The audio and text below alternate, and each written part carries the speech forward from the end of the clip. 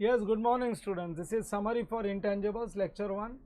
आज के लेक्चर में मैंने क्या क्या कवरेज किया था। Number 1, meaning of intangible asset, वही एसेट जो दिखता नहीं है। 5 कंडीशन है, सेटिस्फाई कर दो तो वो इंटेंजिबल एसेट हो जाएगा। नंबर 1, वो एसेट जिसका फिजिकल सब्सटेंस नहीं है, क्योंकि फिजिकल सब्सटेंस होगा तो टेंजिबल एसेट हो जाएगा। वो एसेट जो हमारे कंट्रोल में है, मतलब हम किसी और को उसको यूज़ करने से, उसका इकोनॉमिक बेनिफिट्स लेने से रोक सके, हमारे पास उसका लीगल कंट्रोल होना चाहिए। So it should be under the control of enterprise.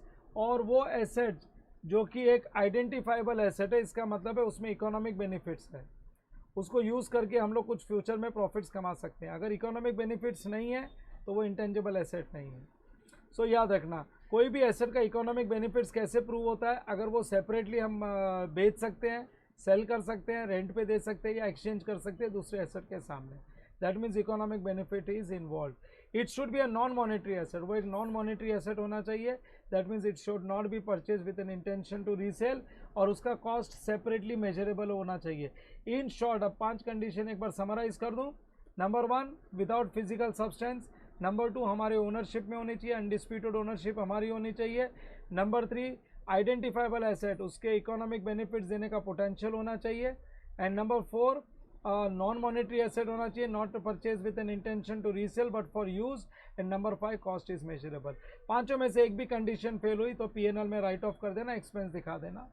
और याद रखो, इंटेंजिबल एसेट्स में ये सारे आइटम्स इंटेंजिबल एसेट्स ही माने जाते हैं। पेटेंट्स है, कॉपीराइट्स है, ट्रेडमार्क्स है, बाय डिफॉल्ट कुछ सोचना ही नहीं, ये सब इंटेंजिबल एसेट ही है। Scientific knowledge, that is technical know how, franchisee agreement, customer database, licence for fishing, computer software, website, domain names, ये सारे के सारे इंटेंजिबल एसेट्स के एग्जाम्पल है। कुछ आइटम्स जो इंटेंजिबल वाला स्टैंडर्ड कवर नहीं करता, India 38 number 1 is intangible assets held for resale in ordinary course of business, उसको इन्वेंट्री मानेंगे। डिफर्ड टैक्स को इंडिया 12 में डील करेंगे। इंटेंजिबल एसेट्स का अगर कोई लीज कॉन्ट्रैक्ट है तो इंडिया 116 डील करेगा। एम्प्लॉयज़ बेनिफिट्स को इंडिया 19 डील करेगा। गुडविल इंटेंजिबल होते हुए भी बिजनेस कॉम्बिनेशन के स्टैंडर्ड में पढ़ेंगे, वहाँ पे यहाँ पे गुडविल कवर नहीं होता है। Non current assets held for sale 105 and mineral oils and ores के लिए 106, तो इन पे इंडिया 38 एप्लीकेबल नहीं होता है। अब initial recognition of intangible asset या तो purchase by cash for immediate payment है या डिफर्ड क्रेडिट है। सो या फिर आएगा एक्सचेंज ऑफ एसेट्स या आएगा बिजनेस को एक्विजिशन। यहाँ तक आज कवर किया है। तो purchase for cash, immediate cash payment के लिए सिंपल है, purchase price net of trade discount, non refundable duties and taxes add कर दो, brokerage commission, cost of trial run that is testing, और कोई भी एक्सपेंडिचर जो एसेट को रेडी टू यूज़ बनाने के लिए खर्चा किया वो ऐड कर दो। लेकिन गलती से भी स्टाफ ट्रेनिंग एक्सपेंसेस ऐड मत कर देना, ये पीएनएल के डेबिट में जाएगा। एडवर्टीजमेंट में स्टाफ ट्रेनिंग में क्या है, स्टाफ पे अपना कंट्रोल नहीं होता ना, तो कंट्रोल वाली कंडीशन फेल हो जाती है। Human beings can not be controlled. Expenditure on advertisement, advertising का जो एक्सपेंडिचर है इसमें इकोनॉमिक बेनिफिट्स की सर्टेनिटी नहीं होती, इसलिए ये भी पीएनएल में जाएगा। जनरल ओवरहेड्स तो पीएनएल में जाएगा, इसका तो एक्विजिशन से कोई लेना देना ही नहीं है। स्टार्टअप कॉस्ट भी एडवर्टीजमेंट एक्सपेंडिचर ये पीएनएल में जाएगा। और फिर ऑपरेटिंग लॉसेस आ गया, तो लॉसेस तो कभी भी कैपिटलाइज नहीं होता, लॉसेस के लिए तो पीएनएल स्टेटमेंट ही होता है।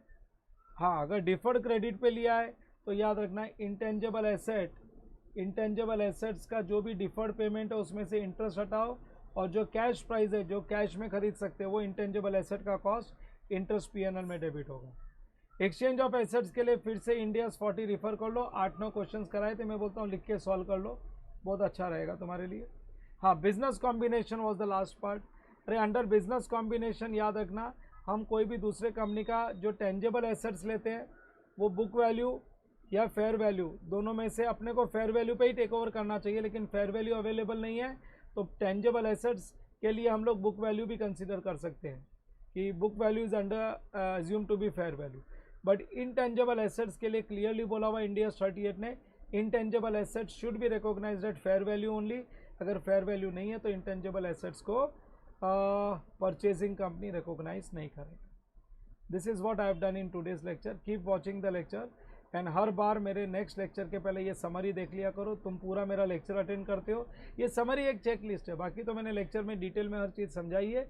एक चेक लिस्ट है, तुमको याद रहता है कि प्रीवियस लेक्चर में हमने क्या किया, और मैं कोशिश यही करता हूँ कि ये 5 मिनट के अंदर अंदर समराइज हो जाए, विद इन 5 मिनट सब कुछ हो जाए। चलो बाय बाय।